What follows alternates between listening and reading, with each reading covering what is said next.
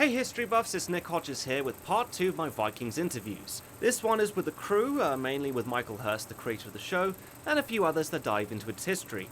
For the moment, this will be the last of my videos covering this subject. Maybe one day I'll come back with a final look at the show as a whole once Season 6 is wrapped up. Like many of you, I have my issues with how it's progressed into the days of Ragnar, but for now, I hope you enjoy this video. What is it about Viking history that you personally found so appealing?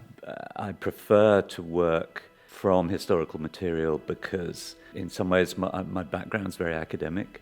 I was at universities for 10 years. So one of the things I love is to do the research, and out of the research and the reading come characters, their voices, and generally speaking, I find that history itself is astonishing. When I decided that Ragnar Lothbrok was going to be my main character, one of the things that drew me to him was the fact that the historical Ragnar claimed to be descended from the god Odin. And the god Odin was not only the god of slain warriors in Valhalla, but he was also the god of poetry and curiosity. So I thought, of course, Ragnar being his descendant would have the same motivation, that he wasn't going to go out raping and pillaging. He was curious. He was curious about the world. He wanted to go out and see other places and other cultures. So that gave me a way into that character and a way of making him understandable and giving him a good motivation. And then the other way in was simply to say, these were family people. Husbands loved wives and wives loved husbands, and they loved their children, and who knew? Yeah. So it's been a fantastic journey for me, and with now some absolutely amazing characters who are some of my best friends. Yeah. Well, also just the fact that the TV show talks about the sagas and, Ragnar sagas in particular. Yeah, yes. But I also saw like a little element of other sagas into the show as well. There was an episode with Ivar playing that game, and correct me if I'm wrong, but it seems to be adapted from a Viking called Egil Skallagrimsson. Mm-hmm. Do you adapt from a lot of other sagas, a lot of other Viking history into the show?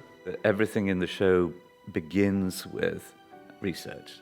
Right. Begins with real history, or what we know of real history. This is, after all, the Dark Ages. So everything starts with that, but I'm not a historian, and I'm not writing a documentary. I'm a dramatist and a writer. I'm a storyteller. And I often think this is my saga of Ragnar Lothbrok and his sons. And in order to write stories, you have to find drama, which means with the material you have to carve out of that shape and form, which is my craft and job, which means to some extent taking different bits from different parts of history, finding the connections between things. And as long as it's plausible, it plausibly fits into the whole Viking world that we've created, and as long as that it's authentic, or as authentic as we can make it. All the departments do a lot of their own research. The costume department, Joan Bergen went to Scandinavia, found out how they made clothes then, how they make clothes now, what materials, what dyes, But we still don't know what Vikings actually looked like. So we've invented a look based on her research in Scandinavia, based on the few images and descriptions we have, but also to get away from the cliche, so to give them interesting hair, Yeah. So they don't all look like deranged 60s hippies anymore, With horned helmets. With horned helmets, yeah. So I'm interested in authenticity, but I'm also interested in truth.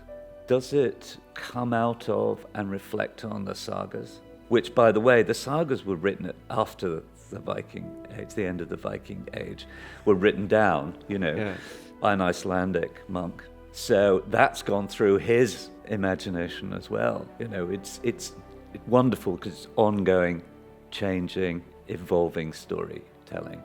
And the sagas, they're wonderful material for me. A lot of my inspiration actually comes from reading, researching, and the drier the book is, dry historical accounts and verbatim accounts of things, the more exciting it usually is. And I get a lot of information from footnotes, things that don't quite fit into the story that the historian wants to tell, which may be little personal details. So I'm forever beachcombing. I'm picking up little nuggets along the way that I can expand and work with, and that might give me just some insight into one of the characters. In a sense, historians write from the outside, but as a dramatist, I'm working from the inside. So a historian will describe what someone wore, will describe what they said. I'm working much more with what they felt. What did they feel in that situation when they said that? How did they say that? What was, so it's a different activity often, but using the same sort of sources. One of the things we don't do is we don't do fantasy. Yes. Everything is based on reality. And in fact, we have a little rule, we don't always keep to it, but we have a little rule when it comes to visual effects, that 60% of the frame is live action, because your eye goes to the live action. The worst kind of visual effects for me is when the whole frame is visual effects. Absolutely. Because then you're in the visual effects business. And we can't be, because we're telling stories about real people. It was a conscious decision from day one that from a creative standpoint, we'd approach it in this way. And I think it has paid off. The only problem with that is it can turn people off too. I was worried about the female audience going, it's too realistic. But that hasn't been the case. And the other principle that we have when we're developing particularly the battles is to hold the narrative story through the battles. When you saw To the Gates, which is the attack on Paris, there are 4 to 5 storylines. There's Floki's storyline, there's Ragnar's storyline, there's Bjorn's storyline. And as they go up those cheese graters, as we call them, because we were in France, we had to find a local name for it.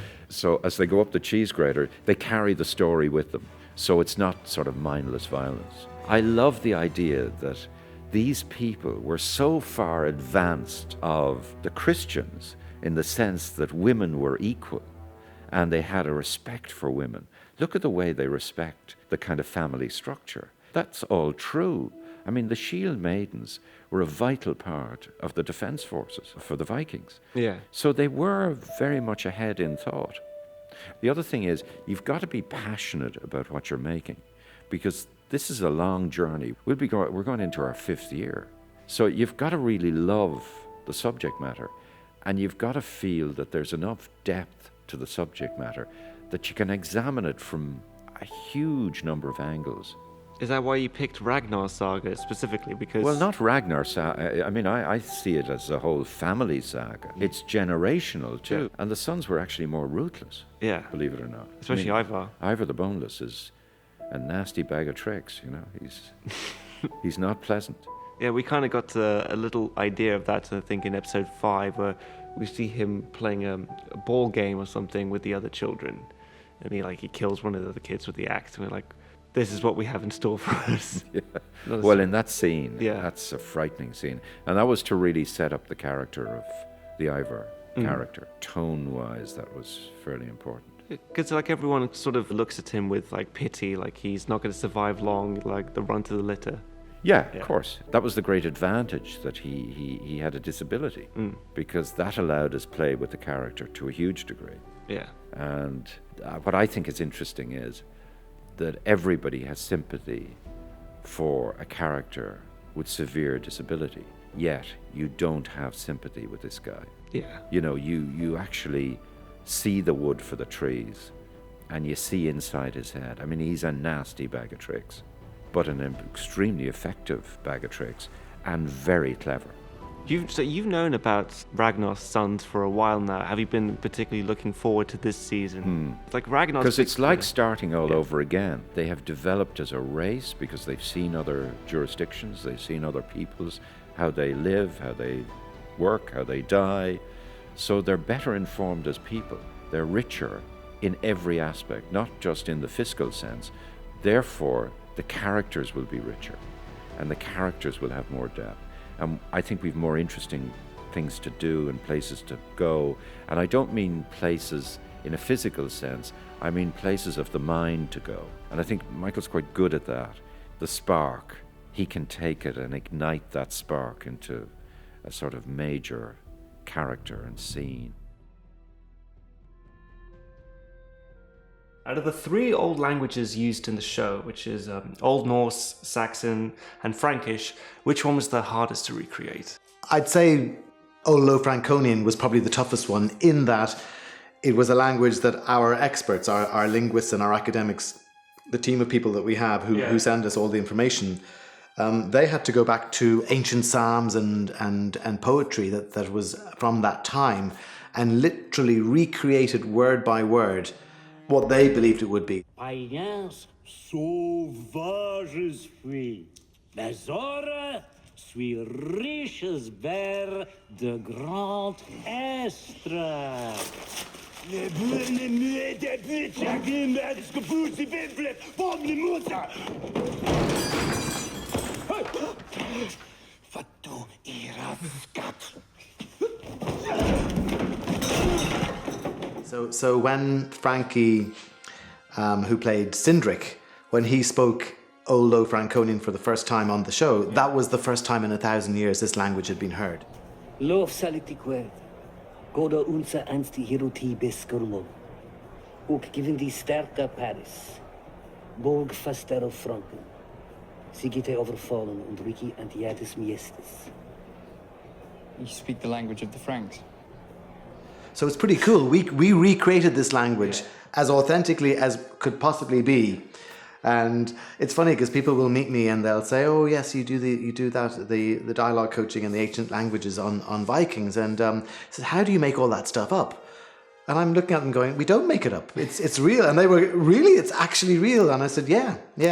And what was interesting for the Old Low Franconian, because we had French and French Canadian actors who obviously speak fluent French, but they almost had to unlearn their French to speak it because it's quite different sounding from French. It's almost like Old Low Franconian. It's like if you imagine combining Dutch with Catalonian and maybe a little bit of French. That's kind of what it sounds like. It sounds quite different, and I have to say, when, for example, Morgane Polanski, who plays Princess Gisela, she has these amazing speeches in Old Low Franconian, and even though she speaks French, it was almost like learning. It's almost like learning Klingon. Like it's a whole new language, and she had some pretty mighty, long speeches to go through. So I thought it sounded phenomenal. It sounded fantastic. Rolo, c'est vos salut. Ma fille. Qu'est-ce que disent mes pères, tel bestaille ne prendrait mis à père. Fille de grand lignage suis, non de folle pute garçonnière. Ni elles audrait air de vivre qu'à s'offrir que telle glotte des putères matochaste. Païen est, de ville estras, siam nad, tel totes besternez. Azors guignon et as brognon, miels audrait mon pucelage par puterie livrée cad isestui gosse vilain. Pas trop méante. Gossier cuide. So when Michael writes the script and then we break it down, Justin Pollard will get all the translations that we need. So we might send him the Old Norse sheet or the Latin sheet or the whatever the language is. Right now we've got all kinds of things going on with bishops and kings being anointed and all kinds of things. So we're trying to. So Justin is sourcing Latin as close to that time period as possible. So we all think of Latin as being one ancient language, but actually it also, like all languages, it has evolved over time. You know, it's the History Channel, and everything else on the show is as authentic as possible in terms of the costumes and the hair and the makeup and the armory. So it's part of it. It's just a small cog in the wheel that we want to contribute. And I think what's more important is that the actors love it. You know, they love because it gives them a level of authenticity. And for example, Gustav, who plays Floki, maybe it's because he's a native Swede and he finds it easier to speak the Old Norse than, say, some of the other actors, although it's very different to Swedish, but he loves it. I mean, if you know, I mean, he's constantly saying, why do I have to say this in English? Can I not say it in Old Norse? Yeah. And because he does it so well, and we know that he doesn't need as long to learn it, I think Michael will quite often write for him and let him go with it. Skjøgel! Skalmel! Skilder klovner! Skjøgel! Skalmel! Skilder klovner! Skjøgel! Skalmel!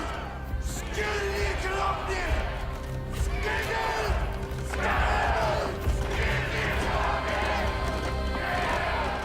If some of Michael Hurst's English idioms sort of get lost in the translation from the script, for example, when Ivar is in Wessex, he's been carried away, and he says to his to Ragnar, like, "Don't with them," you know. So, like, is there an old Norse way of saying? Yeah, there is, and it's interesting because that kind of language, that coarse kind of language, was probably used more. Right. You know, there's quite a lot of we had quite a lot of options and ways of saying it. It might not be a direct translation, but there are many ways to offend people in Old Norse or Anglo-Saxon. The way that Michael might write it in contemporary English. Yes. Quite often, particularly in Anglo-Saxon or even with Old-Franconian, they'll find alternate ways or alternate phraseology because sometimes sentence structures weren't in the same way, or words didn't actually exist. But again, I don't think that affects the audience's understanding of it because they're reading a subtitle.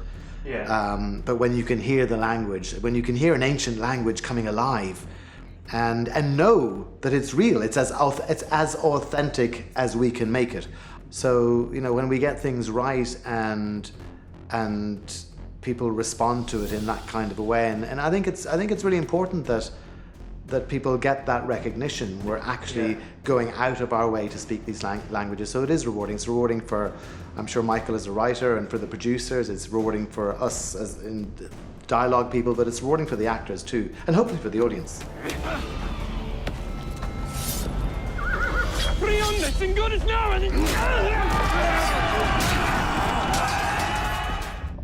Trade was increasing, I think. You know, there was a history of trading with the Eastern Europe, and then with the Arabs. Yeah. And I've been reading this wonderful book, new history book called The Silk Road recently, which is telling the history from the Eastern perspective rather than the Western. And the Silk Road, which ultimately, of course, led to China and silk, and raven banners in Vikings times were made of silk. So the Vikings very early on were on this Silk Road. They were traders, and unfortunately their major commodity was slaves. Yeah. And that was what they were most valuable for as they went up and down the Silk Road. I mean, other things too. I mean, walrus and whale and, you know, other things. So I think there's a kind of also a new perspective on the Vikings. Instead of thinking of them as very insular, you know, of these people who simply erupted from these unknown islands suddenly, and things that actually they weren't known of, particularly in the West. But in the East they were traders. One can argue about what gave rise to the Viking Age and the attacks on the West, but certainly there was obviously something of a population explosion anyway across Scandinavia, and with their boats and with their new boats that could sail longer distances and things. So I think there is a big increase in trade, and the Scandinavians themselves are doing a lot of new research and finding these trading stations and discovering how big they were and sophisticated they were. And so Kattegat is a prime example of that. When Ragnar starts, a young farmer in a largely farming community, he walks back into a sophisticated trading world. Well, we've seen the Vikings, raid England many times before. What was the challenge in making the invasion of the Great Heathen Army stand out, make it different from anything we've seen before? Well, the scale. The Great Heathen Army is bigger than the army they sent to Paris. And it's not a raid anymore, it's an army. And they're not just going in and out, they're going to stay until they've done their business.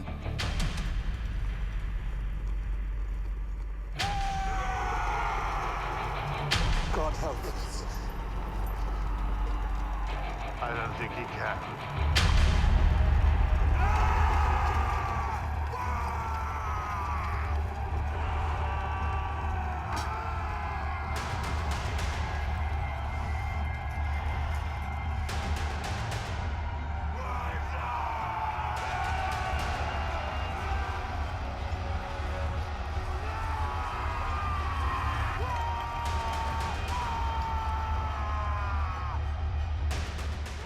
to the Great Army was the beginning of the conquest of most of England. They killed 2 kings, and in due course, they occupied the centre of England. They drove the last king of England, Alfred the Great, into exile, internal exile in some sense, and ruled. It was called the Danelaw. York was a Viking town. They were by that stage, they were in Scotland. Dublin was a Viking town. As we get further on down the line, and I'm writing about this now, when Alfred's become king, the Vikings are a serious menace, and they're sending whole armies are coming over from Sweden, from Denmark, from Norway, and they're really defeating the English and the Saxons and everything. So Alfred's faced with a much bigger problem than his grandfather had. So the Great Army is the beginning of that. It leads literally as they came up the rivers, people were fleeing in front of them. You know, the Saxons were incapable of stopping them until Alfred put up a fairly good show, but even he lost. What are you so happy about? It is not over yet.